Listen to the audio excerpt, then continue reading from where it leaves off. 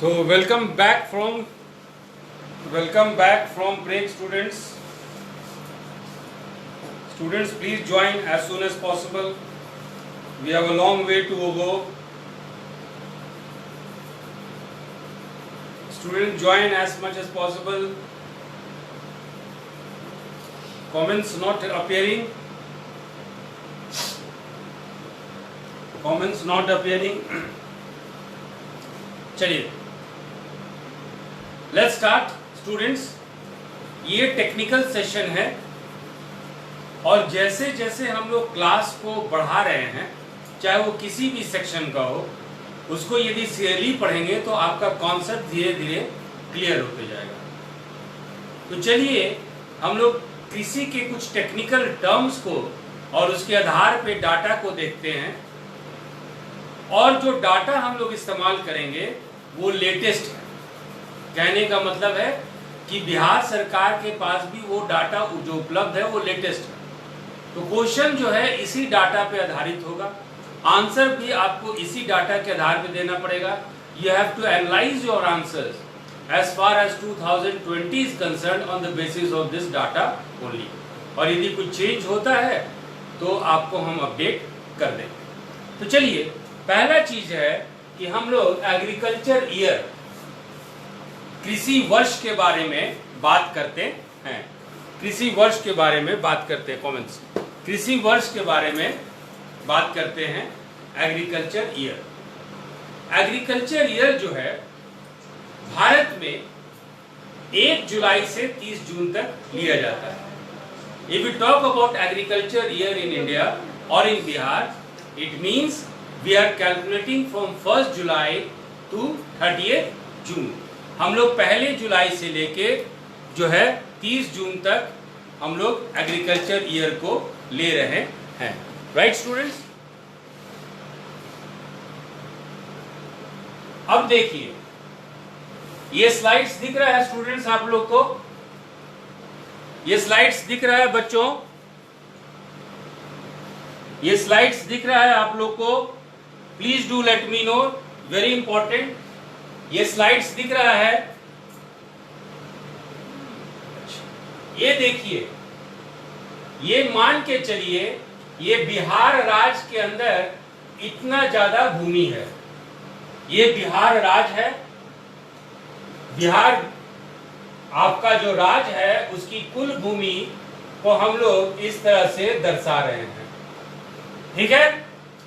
इसमें से मान के चलिए ये भाग में खेती हो रहा है, इस भाग में खेती हो रहा है, ये भाग में आपका सड़क है, इस भाग में आपका कह लीजिए गैर कृषि कार्य या कृषितर कार्य हो रहा है, नॉन एग्रीकल्चर एक्टिविटी। इस भाग में आपका परती जमीन है, इस भाग में आपका फॉरेस्ट है या वन है, इस भाग में आपके यहाँ बागान है, इस भाग में आपके यहाँ इतने भाग में फल लगा हुआ है।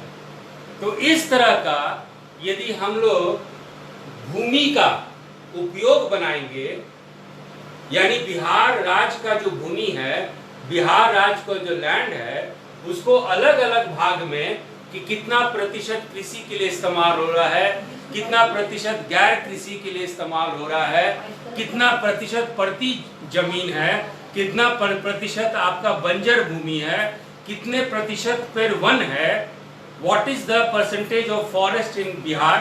तो इसको, इसके अध्ययन को हम लोग कहते हैं लैंड यूटिलाइजेशन पैटर्न या भूमि उपयोग पैटर्न। उसको हम लोग भूमि उपयोग पैटर्न या land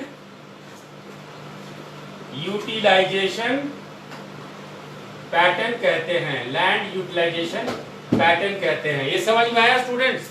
land utilisation pattern, please do let me know, very important. Land utilisation pattern क्या होता है, क्योंकि हम लोग को इसी पे देखना है। हम लोग अभी तक ये पढ़ते हैं कि सबसे ज्यादा खेती इस जिला में होता था, वह रट लिए। This is not the proper way of study. इससे आपका जो सोच है गलत डायरेक्शन में चला जाएगा। First of all you should understand what is land utilisation pattern. भूमि उपयोग पैटर्न क्या होता है? भूमि उपयोग पैटर्न समझ में आया? Okay, Amarinder has given the comment, he has understood, so I am presuming that along with Amrinder our other students are also understanding। तो अब हम लोग देखते हैं पैटर्न ऑफ लैंड यूटिलाइजेशन, भूमि उपयोग पैटर्न।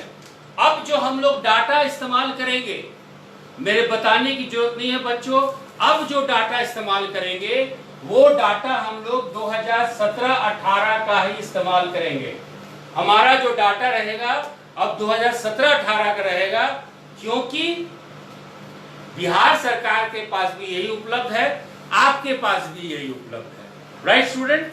तो भूमि उपयोग पैटर्न जो है वो हम लोग देखते हैं। तो देखिए, ये जो भाग है, ये जो भाग देख रहे हैं बिहार का, ये सारे भाग पे कृषि होता है। मेंस के स्टूडेंट इस तरह का डायग्राम बनाएंगे, बहुत ज्यादा नंबर मिलेगा। इस तरह का डायग्राम बनाएंगे, you will get the maximum marks. तो main student, you make your answer diagrammatic. यदि इस तरह का आंसर बनाएंगे और डाटा का वर्ष लिखेंगे तो बहुत ही ज्यादा नंबर मिलेगा। तो ये है, इस भाग को देख रहे हैं कि इस भाग को देख रहे हैं, ये पूरा जगह जो है बिहार में एग्रीकल्चर या बिहार में कृषि के लिए इस्तेमाल होता है। ठीक है? तो यदि इसी चीज को आपको शब्दों में लिखना है, इसी चीज को आप यदि वर्ड्स में लिखेंगे तो आप लिखेंगे कि 2017-18 के डाटा के अनुसार, as per 2017-18 data that is available, as per that data, Bihar के भूमि का 56% क्षेत्र, 56% क्षेत्र जो है वो नेट सोन एरिया है, कुल बुआई क्षेत्र है। Net sown area in Bihar, कुल बुआई क्षेत्र, शुद्ध बुआई क्षेत्र या कुल बुआई क्षेत्र बिहार में 56% है। और इसको यदि संख्या में व्यक्त करेंगे तो 52.42 लाख हेक्टेयर, 52.42 लाख हेक्टेयर। अब सवाल उठता है बच्चों कि what is net sown area, ये कुल बुआई क्षेत्र क्या है ना? ये कुल बुआई क्षेत्र क्या है, ये आपका क्वेश्चन उठता है। तो फिलहाल इस स्टेटमेंट पे गौर करें कि बिहार का 56% क्षेत्र जो है वो कुल बुआई क्षेत्र है। बिहार का कुल बुआई क्षेत्र 56% है। Net sown area in Bihar is 56% and that is equal to 52.42 lakh hectare. अब सवाल उठता है कि ये कुल बुआई क्षेत्र क्या है, ये नेट सोन एरिया क्या है? ये फोटो दिखाई दे रहा है, स्लाइड्स दिखाई दे रहा है बच्चों? अब देखिए, किसी भी खेत में ये दिखाई दे रहा है, ये मान लीजिए ये आपका खेत है। खेत मान लीजिए 5 एकड़ है, 5 एकड़ है और इसमें जितने भी फसल एक वर्ष में हो, एक वर्ष में जितने भी फसल हो, 1 एग्रीकल्चर ईयर में जितने भी फसल हो, उसको हम लोग नेट सोन एरिया कहते हैं। उसको हम लोग कुल बुआई क्षेत्र कहते हैं। कहने का मतलब है कि एक जमीन पे एक वर्ष में चाहे जितने तरीका की फसल हो, चाहे जितने तरीके, एक 5 एकड़ का जमीन है, उसमें आलू भी उगा रहे हैं, प्याज भी उगा रहे हैं, टमाटर भी उगा रहे हैं, लेकिन जमीन का क्षेत्रफल 5 एकड़ है, तो नेट सोन एरिया 5 एकड़ ही होगा, राइट। ठीक इसका विपरीत दूसरा कॉन्सेप्ट है, ठीक इसका विपरीत दूसरा कॉन्सेप्ट है, और वो है आपका ग्रॉस क्रॉप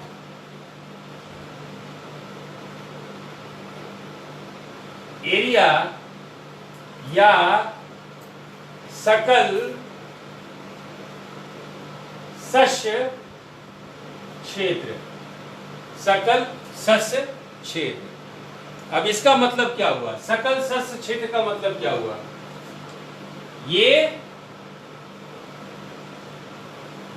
आपका जमीन है, इसका 5 एकड़ मान के चलिए इसका क्षेत्रफल है। इस पे एक साल में टमाटर होता है 5 एकड़ पे, एक साल में आपका आलू होता है 5 एकड़ में, एक साल में इसी प्लॉट पे आपका धान होता है 5 एकड़ में। तो ग्रॉस क्रॉप एरिया हो गया 15 एकड़। कहने का मतलब कि एक ही खेत पे जितनी बार भी आप फसल उगाएंगे उस एकड़ को आप जोड़ते चले जाएंगे। और नेट सोन एरिया में चाहे आप जितनी भी फसल उगाएं, चूंकि 5 एकड़ में हो रहा है तो 5 एकड़ रहेगा। कहने का मतलब है नेट सोन एरिया में ये 5 एकड़ होगा, लेकिन ग्रॉस क्रॉप एरिया में, सकल शस्य क्षेत्र में ये आपका 15 एकड़ होगा। ये चीज समझ में आया students? Please do let me no. ये टेक्निकल है, समझ में आया?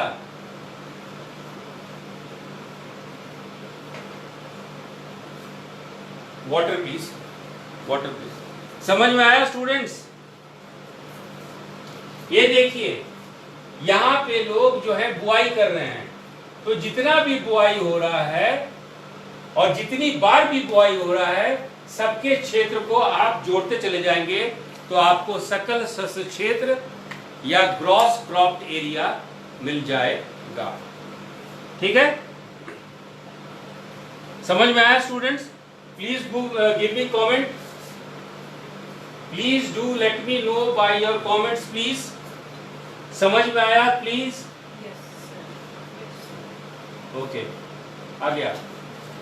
अगला शब्द है क्रॉपिंग इंटेंसिटी, जिसको कि हम लोग हिंदी में फसल गहनता कहते हैं। फसल गहनता कहते हैं, ये टेक्निकल शब्द है बच्चों, सिर्फ इसको ध्यान दे लीजिए। क्रॉपिंग इंटेंसिटी या फसल गहनता, ये कैसे निकलता है? सकल फसल क्षेत्र डिवाइडेड बाय शुद्ध या बुआई, शुद्ध बुआई क्षेत्र इंटू 100, ये हो गया आपका फसल गहनता। ये हो गया फसल गहनता। दिखाई दे रहा है स्टूडेंट? इंग्लिश में cropping intensity is equal to net sown area by gross cropped area into 100। ये समझ में आया स्टूडेंट्स? ये समझ में आया बच्चों? ये समझ में आया? समझ में आया बच्चों?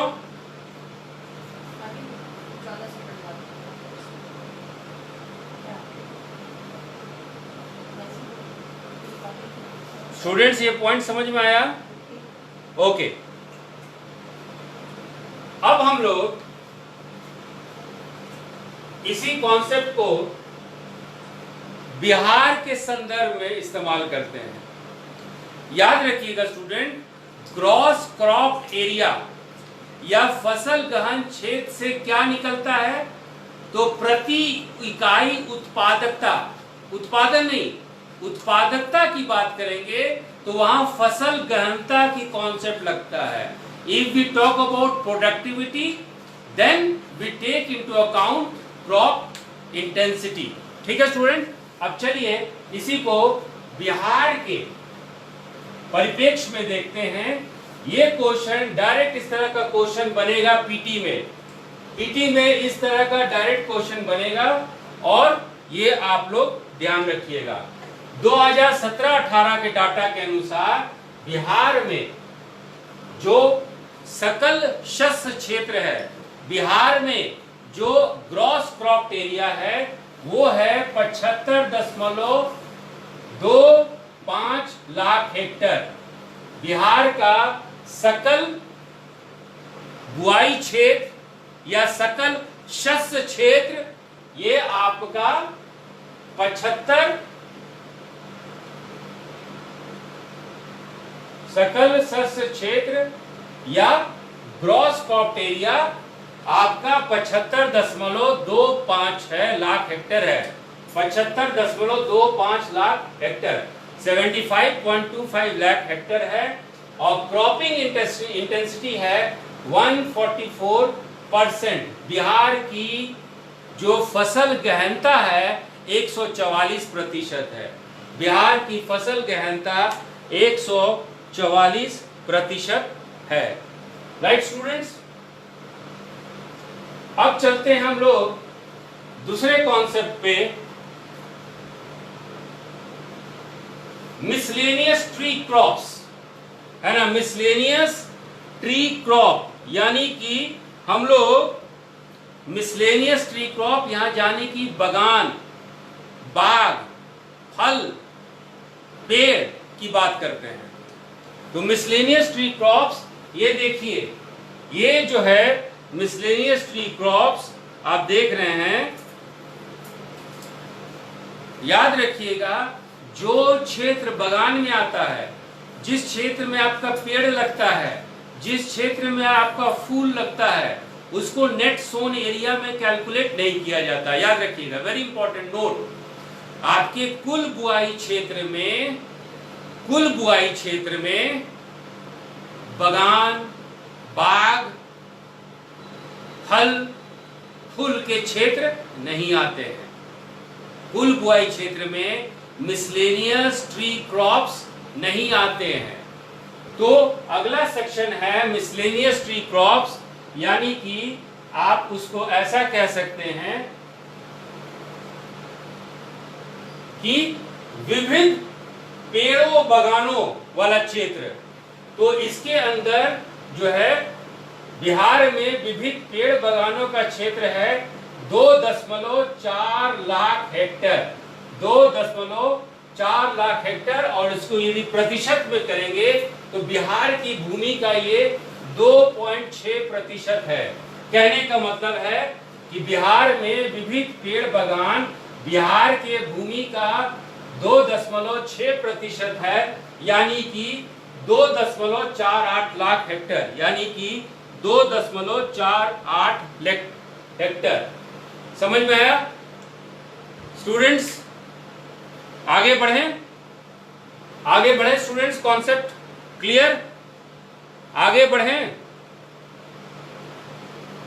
अब देखिए,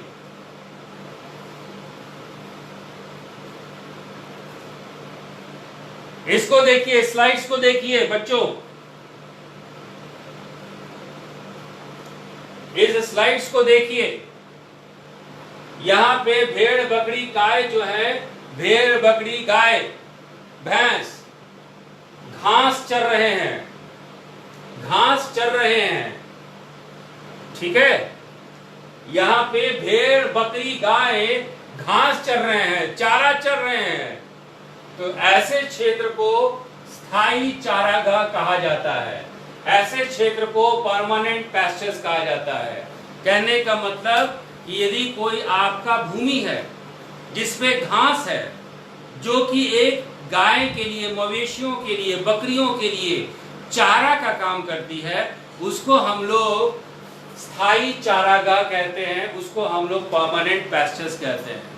अब सवाल ये उठता है कि ये स्थायी चारागाह को कृषि युक्त बनाया जा सकता है? हाँ, जहां पे घास उगता है वहां पे आप धान भी उगा सकते हैं। तो फिर कृषि क्षेत्र और स्थायी चारागाह में क्या अंतर हुआ? तो स्थायी चारागाह वही क्षेत्र है जहां पे पिछले 5 सालों से खेती नहीं हुई है और वो चारा के रूप में मवेशियों का, गाय का, भैंस के लिए, बकरियों के लिए इस्तेमाल किया जा रहा है। तो परमानेंट पैस्चर, स्थायी चारागाह, वो लैंड है जहां पे it is not put under cultivation from the last 5 years, but it is being used as a fodder, as a land of grasses for animals. ठीक है, ये इस कॉन्सेप्ट को देखेंगे तो बिहार में कुल क्षेत्र का, कुल बिहार के भूमि का 0.2% क्षेत्र जो है स्थायी चारागाह में आता है। तो बिहार का permanent pasture it is 0.2% of the total geographical land. Bihar के कुल भौगोलिक भूमि का 0.2% भाग जो है स्थायी चारागाह है। ये समझ में आया? ये समझ में आया? Important concept. This type of question comes in the examination. PT में इस तरह का क्वेश्चन आता है। ये समझ में आया स्टूडेंट्स? इस तरह का क्वेश्चन आता है। आगे बढ़ें। अब देखिए, क्लियर? अकृषि भूमि, अकृषि भूमि देखिए, ये पहाड़ है ना? ये पहाड़ आपको फोटो में देखिए। इस पहाड़ पे खेती नहीं हो सकता, लेकिन खेती होगा भी तो बहुत ज्यादा पैसा लगेगा, बहुत ज्यादा खर्च होगा। तो ऐसे भूमि को हम लोग अकृषि भूमि कहते हैं, अनकल्चरेबल लैंड कहते हैं। ऐसे भूमि को हम लोग अकृषि भूमि कहते हैं या अनकल्चरेबल लैंड कहते हैं, जिसपे कि आपका कृषि ना हो, कृषि ना हो पाए। यदि होने की गुंजाइश है तो बहुत ज्यादा लागत लगेगी। It requires a lot of cost to bring those type of lands under agriculture use. तो ये जो अकृषि भूमि जो है आपके यहाँ 2015-16 में 41.55 लाख हेक्टेयर था। अकृषि भूमि या अनकल्चरेबल लैंड बिहार में 2015-16 में 41.55 लाख हेक्टेयर था। 41.55 lakh hectares of unculturable land in Bihar. और ये घट के, ये जो है अकृषि भूमि 2017-18 में ये घट के जो है 41.18 लाख हेक्टेयर हुआ। याद रखिएगा स्टूडेंट्स कि 2015-16 में अकृषि भूमि 41.55 लाख हेक्टेयर था। 2015-16 में अनकल्चरेबल लैंड आपका 41.55 लाख हेक्टेयर था। लेकिन 2017-18 में ये आपका 41.18 लाख हेक्टेयर हो गया, घट गया। क्यों घट गया? क्योंकि कुछ इस तरह के भूमि जो है कृषितर कार्य में, नॉन एग्रीकल्चर पर्पस में इस्तेमाल कर लिया गया। कुछ अकृषि भूमि जो कि कृषि युक्त नहीं है, तो बहुत ज्यादा संभावना ये होती है कि गैर कृषितर उपयोग में इस तरह का भूमि लाया गया। इसलिए इस जमीन का प्रतिशत जो है घट गया और फिलहाल ये बिहार के भूमि का 44% है। कहने का मतलब total unculturable land in Bihar is 44% of the total geographical area. Bihar के कुल भूमि का 44% भाग आपका अकृषि भूमि है। समझ में आया स्टूडेंट? समझ में आया?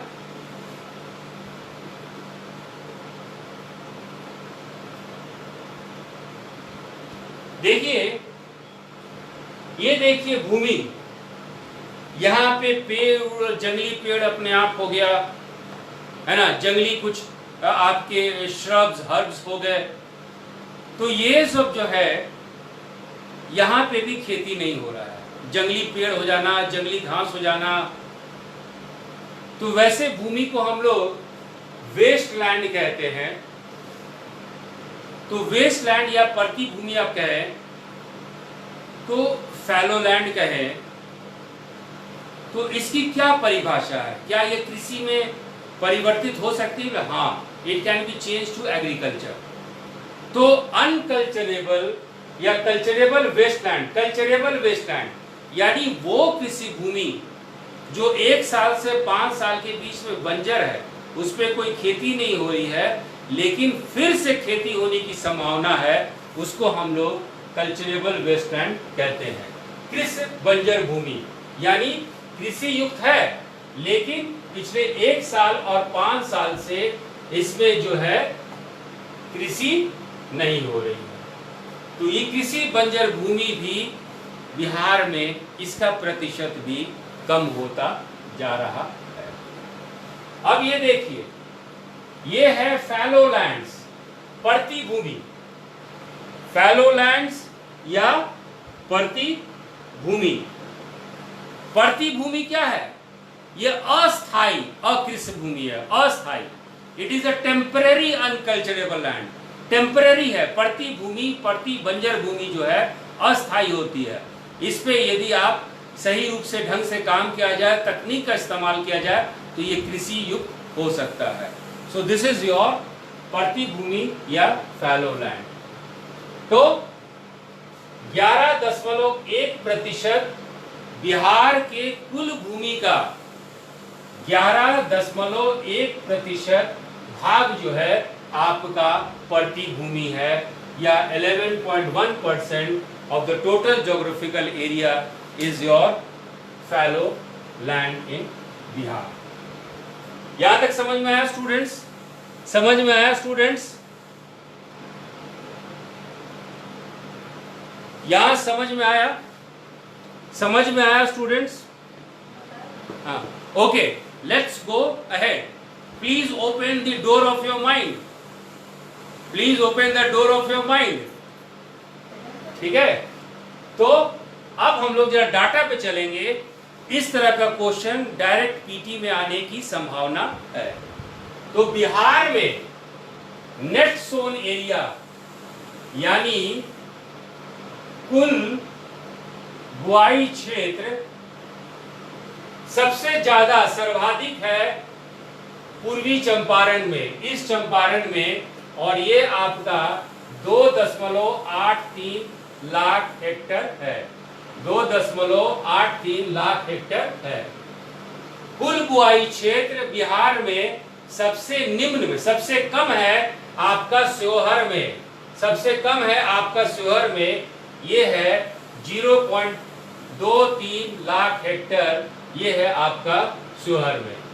तो नेट सोन एरिया बिहार में सबसे ज्यादा मैक्सिमम हाईएस्ट है आपका पूर्वी चंपारण में, जो कि 2.83 लाख हेक्टर है, और सबसे कम है आपका शिवहर, जो कि 0.23 लाख हेक्टर है। समझ गए? अब देखिए फसल गहनता, जो कॉन्सेप्ट हम लोग फसल गहनता की बात किए थे, जो कॉन्सेप्ट हम लोग फसल गहनता की बात कहे थे, फसल गहनता याद रखिएगा बच्चों। हम लोग जो डाटा इस्तेमाल कर रहे हैं 2017-18 का इस्तेमाल कर रहे हैं। तो फसल गहनता 2017-18 में सर्वाधिक आपका सहरसा में था। सर्वाधिक हाईएस्ट मैक्सिमम आपका सहरसा में था 1.95 और सबसे कम सबसे निम्न जो है वो आपका भोजपुर में ये था आपका 1.07 1.07 और बिहार का औसत फसल गहनता है, एवरेज क्रॉपिंग इंटेंसिटी है 1.44। तो फसल गहनता के आधार पर सबसे ज्यादा सहरसा है 1.95, सबसे कम भोजपुर है 1.07 और बिहार का एवरेज क्रॉप इंटेंसिटी है, एवरेज फसल गहनता, औसत फसल गहनता, एवरेज क्रॉपिंग इंटेंसिटी है 1.44। 1.44 एवरेज जो है क्रॉपिंग इंटेंसिटी है। अब देखते हैं वन क्षेत्र बिहार में सबसे ज्यादा है कैमूर में, कैमूर के बाद जमुई में, जमुई के बाद पश्चिम चंपारण में, चंपारण के बाद गया में, गया के बाद रोहतास में, रोहतास के बाद नवादा में। तो सबसे ज्यादा वन क्षेत्र बिहार में सबसे ऊपर में है आपका कैमूर, उसके बाद है आपका जमुई, तीसरे नंबर पे पश्चिम चंपारण के बाद गया, गया के बाद रोहतास और नवादा। तो ये जो है बिहार के शीर्ष डिस्ट्रिक्ट है, जिला है जहां पे सबसे ज्यादा वन क्षेत्र है। तो सबसे ज्यादा वन क्षेत्र बिहार में कैमूर में है।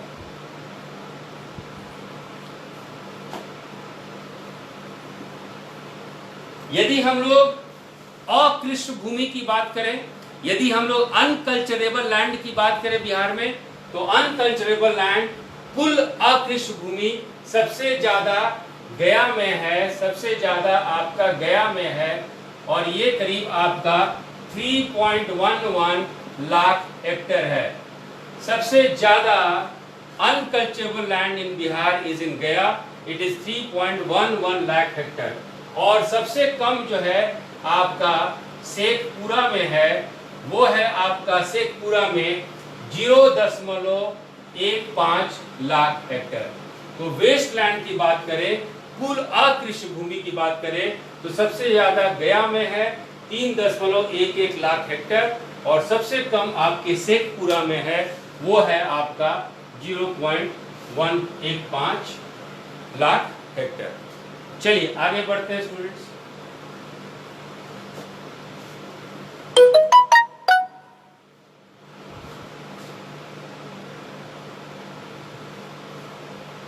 सबसे कम पड़ती भूमि बिहार में फैलो लैंड्स, लीस्ट फैलो लैंड्स, जो कि आपका 2% से भी कम है।